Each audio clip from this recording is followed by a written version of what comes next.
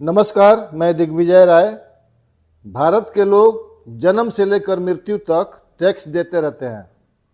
भारत में एक व्यक्ति के जीवन में के हर पल हर क्षण सरकार द्वारा टैक्स वसूला जाता है और ऐसे वसूला जाता है कि किसी को पता भी नहीं चलता है।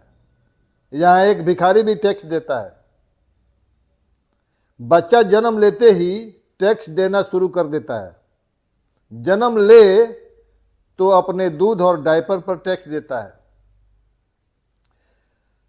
पढ़ाई शुरू होते ही शिक्षा पर टैक्स, किताबें, नोटबुक, पेन, पेंसिल, इन सब पर टैक्स देता है।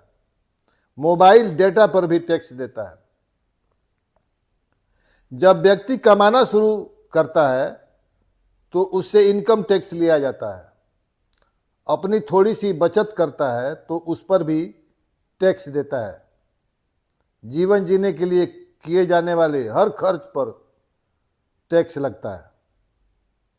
कुछ खरीदे तो टैक्स, कुछ बेचे तो टैक्स। एक ही वस्तु पर खरीदने वाला और बेचने वाला भी अलग अलग टैक्स देता है। काम पर जाने के लिए पेट्रोल और डीजल पर टैक्स देता है और बीमार होने पर इलाज और दवाइयों पर भी टैक्स देता है।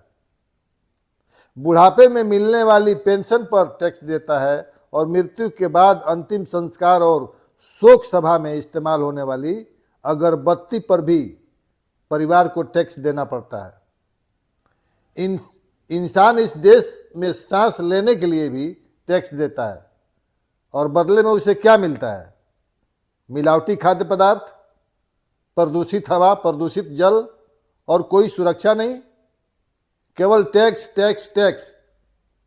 सोचिए। वंदे मातरम।